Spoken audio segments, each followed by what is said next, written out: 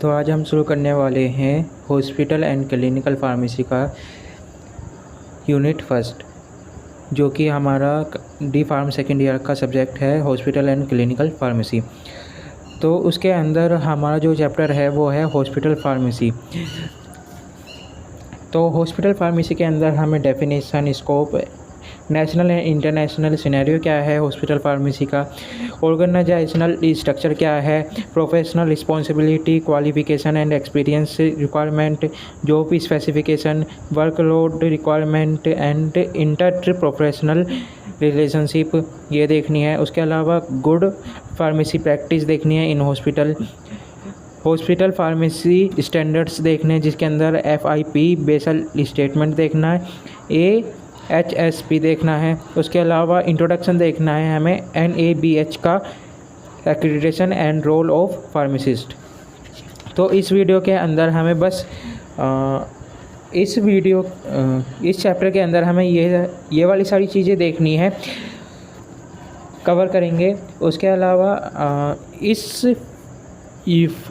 Subject के अंदर हम बेसिकली हॉस्पिटल के बारे में पढ़ेंगे। जो हॉस्पिटल के अंदर फार्मेसी होती है, मेडिकल स्टोर होता है, उसके बारे में पढ़ेंगे। उसके अलावा जो हॉस्पिटल होता है उसके बारे में पढ़ेंगे। उनको जो हॉस्पिटल होता है उनकी क्वालिटी को मेंटेन करने के लिए क्या क्या स्टैंडर्ड्स होते हैं, वे क्या क्या स्टैंडर्ड्स अपनाते हैं, कौन कौन सी ऐसी स्टैंडर्ड्स हैं या फिर कौन कौन सी ऐसी कमेटी हैं जो कि स्टैंडर्ड को या फिर क्वालिटी को मेंटेन करने में मदद करती है। तो इस सब्जेक्ट के अंदर हम वो पढ़ेंगे। तो हॉस्पिटल फार्मेसी क्या होती है हमारी? Hospital pharmacy is a department with in a hospital that prepares compounds, stocks and dispense in patient medication. तो हॉस्पिटल फार्मेसी क्या होती है? हॉस्पिटल फार्मेसी वो डिपार्टमेंट है हॉस्पिटल के अंदर जो कि प्रिपेयर करता है मेडिसिन को, कंपाउंड करता है। यानी कि कंपाउंड का मतलब हो गया, किसी पेशेंट को पाउडर चाहिए किसी ड्रग का, वो तो मेडिकल स्टोर वाले के पास उसका तो कम से कम 1 किलो का डिब्बा होगा, 2 किलो का डिब्बा होगा। अब पेशेंट को चाहिए 10 ग्राम, तो वो उसको वे करके देगा, प्रॉपर लेवल और पैक करके देगा। तो उसको कहते हैं कंपाउंडिंग। स्टॉक्स एंड डिस्पेंस, दवाई को देना। इन पेशेंट मेडिकेशन का मतलब हो गया कि जो हॉस्पिटल के अंदर होते हैं पेशेंट, उनको दवाई देना। तो हॉस्पिटल फार्मेसी हमारा वो डिपार्टमेंट होता है हॉस्पिटल के अंदर जो दवाई को देता है, प्रिपेयर करता है दवाई को और कंपाउंडिंग करता है दवाई की इन पेशेंट मेडिकेशन। जो हॉस्पिटल के अंदर जो एडमिट हुए रहते हैं पेशेंट हॉस्पिटल के अंदर, उन पेशेंट को दवाई देता है हमारा हॉस्पिटल फार्मेसिस्ट। तो इसके अंदर हमारा जो क्लासिफिकेशन है हॉस्पिटल का वो इम्पोर्टेंट है। वो कभी कभी पूछ लिया जाता है 5 नंबर में, 10 नंबर में, ये पूछ लिया जाता है। तो जो क्लासिफिकेशन है हॉस्पिटल का वो क्या क्या है, ये 7 बेसिस पे हमारा बटा हुआ है हमारा हॉस्पिटल। तो पहला है बेस्ड ऑन ऑब्जेक्टिव के बेसिस पे, मतलब कि वो जनरल हॉस्पिटल है, स्पेसिफिक हॉस्पिटल है या फिर टीचिंग कम रिसर्च हॉस्पिटल है। यानी कि जनरल हॉस्पिटल कौन सा हो गया हमारा, जिसके अंदर हर तरह का ट्रीटमेंट अवेलेबल होता है। स्पेशल हॉस्पिटल हमारा क्या हो गया, जहाँ पे जनरल मतलब जिसके अंदर हर तरह का ट्रीटमेंट अवेलेबल होता है, मतलब जो छोटे छोटे वे होते हैं हमारे ट्रीटमेंट होता है उस तरह का। प्लस स्पेशल मतलब किसी स्पेसिफिक की सर्जरी होना या फिर किसी स्पेसिफिक का ट्रीटमेंट होना या फिर किसी स्पेसिफिक डिसीज़ के लिए वो हॉस्पिटल होता है। जैसे कि कार्डियो के लिए हो सकता है, रेनल हो सकता है, नेफ्रॉन हो सकता है, उसके अलावा न्यूरो हो सकता है, गैस्ट्रो हो सकता है। तो ये सारी ऑप्थेल्मिक हो सकता है। तो ये सारे क्या है, स्पेशल हॉस्पिटल हो जाते हैं। टीचिंग कम रिसर्च हॉस्पिटल, मतलब जहाँ पे टीचिंग भी होती है, स्टूडेंट्स को पढ़ाया भी जाता है और रिसर्च भी होती है उस हॉस्पिटल के अंदर, तो उस तरह का हॉस्पिटल। सेकंड है हमारा, तो वो उसका ऑब्जेक्टिव क्या है, बेस्ड ऑन द ऑब्जेक्टिव। तो उसका क्या ऑब्जेक्टिव है हॉस्पिटल का? तो जनरल हॉस्पिटल के अंदर आपको पता है कि वो सबको ट्रीटमेंट करेगा, छोटे मोटे जो इलाज होते हैं वो सबको, इमरजेंसी ट्रीटमेंट सबको देगा जनरल के अंदर। स्पेशल के अंदर कुछ स्पेशल ट्रीटमेंट भी उसके अंदर अवेलेबल होंगे, जैसे हार्ट के लिए, लंग्स के लिए, ब्रेन के लिए या फिर पेट के लिए, स्टमक के लिए, तो कुछ स्पेशल टाइप के ट्रीटमेंट वहाँ पे अवेलेबल होंगे। टीचिंग कम रिसर्च हॉस्पिटल, जहाँ पे टीचिंग भी हो रही है और रिसर्च हॉस्पिटल भी है, वो जहाँ पे रिसर्च भी चलती है जिस हॉस्पिटल के अंदर, तो वो टीचिंग कम रिसर्च हॉस्पिटल हो जाता है। सेकेंड है हमारा based on administration ownership. Based on administration ownership कि उसका जो एडमिनिस्ट्रेशन है या फिर उसका ओनर है वो कौन है, गवर्नमेंट है, गवर्नमेंट के द्वारा हॉस्पिटल चलाया जाता है वो, या फिर पब्लिकली चलाया जाता है, कैसे चलाया जाता है। तो हॉस्पिटल इसके अंदर हमारे 3 आ जाते हैं, government hospital, semi government hospital, voluntary agency hospital यानी कि प्राइवेट हॉस्पिटल। गवर्नमेंट हॉस्पिटल वो हॉस्पिटल जो गवर्नमेंट के द्वारा चलाया जाता है। सेमी गवर्नमेंट हॉस्पिटल जिसका जो ओनर है वो कौन है, उस प्राइवेट वाला भी है और गवर्नमेंट भी है, मतलब वो गवर्नमेंट और प्राइवेट के दोनों के द्वारा वो चला जाता है, उसको वो हो जाता है semi government hospital. Voluntary agency hospital मतलब जो प्राइवेट हॉस्पिटल होते हैं उसका कौन है, प्राइवेट मालिक है उसका कुछ, कोई वो गवर्नमेंट नहीं है उसका मालिक। तो उसके बेसिस पे मतलब ओनरशिप के बेसिस पे हमने हॉस्पिटल को 3 पार्ट में डिवाइड कर दिया।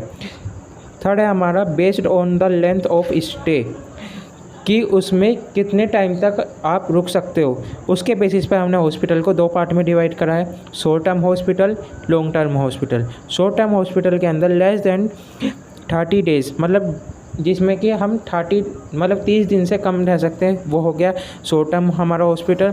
लॉन्ग टर्म हॉस्पिटल हमारा जिसमें हम 30 दिन से ज़्यादा रह सकते हैं।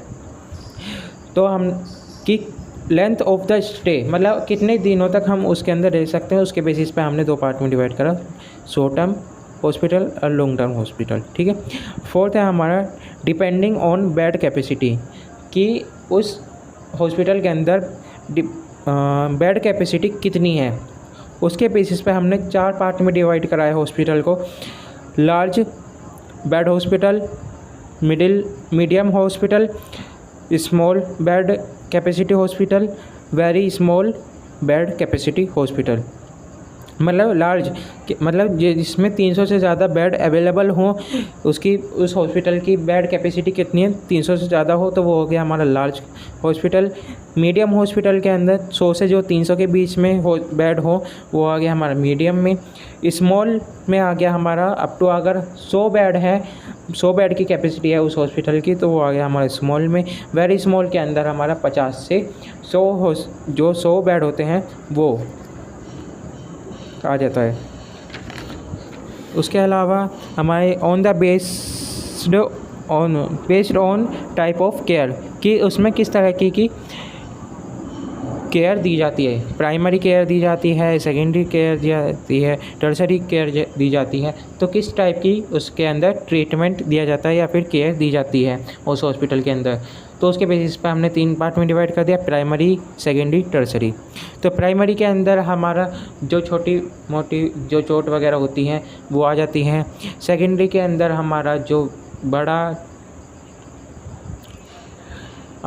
जिसके अंदर कुछ एक्सीडेंट वगैरह हो गया या फिर इमरजेंसी ट्रीटमेंट चाहिए तो वो सेकेंडरी के अंदर आती है। टर्सरी के अंदर जिसमें हमारी सर्जरी वगैरह हो जाती है, सर्जरी या फिर कुछ स्पेशल जो स्पेसिफिक होते हैं वो आ जाता है हमारा टर्सरी केयर में, ठीक है। 6th है हमारा based on system of medicine कि उसमें किस तरह का मेडिसिन का सिस्टम है, मतलब वो आयुर्वेदिक हॉस्पिटल है, यूनानी हॉस्पिटल है, सिद्धा हॉस्पिटल, वो कौन सा हॉस्पिटल है। तो उसके बेसिस पे हमने डिवाइड करा है 5 के अंदर कि वो हमारा आयुर्वेदिक हॉस्पिटल हो सकता है, यूनानी हॉस्पिटल हो सकता है, सिद्धा हॉस्पिटल हो सकता है, होम्योपैथी हॉस्पिटल हो सकता है, एलोपैथिक हॉस्पिटल हो सकता है। 7 ये हमारा लास्ट है जो कि WHO के बेसिस पे हमने हॉस्पिटल को क्लासीफाई कर रखा है। रीजनल, इंटरमीडिएट या फिर डिस्ट्रिक्ट हॉस्पिटल और रूरल हॉस्पिटल। रीजनल का मतलब है कि कोई एक स्पेसिफिक रीजन के अंदर या फिर स्टेट के अंदर प्रेजेंट है हमारा हॉस्पिटल, वो आ गया हमारा रीजनल हॉस्पिटल। जो हमारा स्पेसिफिक किसी डिस्ट्रिक्ट के अंदर प्रेजेंट है हॉस्पिटल, वो आ गया हमारा डिस्ट्रिक्ट हॉस्पिटल। रूरल हॉस्पिटल के अंदर हमारा आ गया जो कि गाँव में होते हैं, जो कि बस हमारा बुखार वगैरह के लिए होते हैं, या फिर जो छोटे मोटे हमारे डिसीज़ होती हैं उनके लिए होते हैं, जो हमारे गांव में होते हैं हॉस्पिटल बेसिकली वो। तो WHO के बेसिस पे हमने ये 3 पार्ट में डिवाइड कर रखा है हॉस्पिटल को। नेक्स्ट है हमारा जो हॉस्पिटल डिपार्टमेंट है या और वार्ड है, वे कौन कौन से होते हैं। हॉस्पिटल वार्ड और डिपार्टमेंट वे कौन कौन से हैं हमारे। इमरजेंसी वार्ड होता है या फिर इमरजेंसी वार्ड डिपार्टमेंट होता है हॉस्पिटल के अंदर। कार्डियोलॉजी वार्ड होता है। इंसेंटिव केयर यूनिट होती है, ICU जिसे हम कहते हैं, उसके अंदर हमें इंसेंटिव जो एकदम से हमें उसको ट्रीटमेंट देना पड़ता है ICU के अंदर, ठीक है। न्यूरोलॉजी मतलब जो ब्रेन से रिलेटेड हमारा ट्रीटमेंट होता है, तो वो वार्ड होता है उसका। ऑन्कोलॉजी के अंदर कैंसर का ट्रीटमेंट होता है। उसके अलावा ऑब्स्टेट्रिक एंड गाइनोकोलॉजी मतलब जो चिल्ड्रन और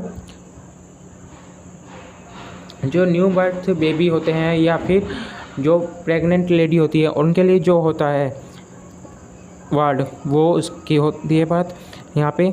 उसके अलावा ear nose and throat ENT जो वार्ड होता है, ये तीनों एक साथ जुड़े रहते हैं ना, तो इनका ट्रीटमेंट एक साथ ही होता है। किसी में भी दिक्कत हो तो वो किसी न किसी चीज़ को दिक्कत ज़रूर पहुंचाएगी। जैसे कि ना अगर हमारा ज़ुकाम हो रखा है तो वो हमारे गले को और कान में भी कई बार दर्द हो जाता है उसकी वजह से, तो ये एक साथ वर्क करते हैं। तो इस वजह से इसका जो डिपार्टमेंट है वो भी एक साथ मनाया जाता है ENT। किसी में भी दिक्कत हो, गले में दिक्कत हो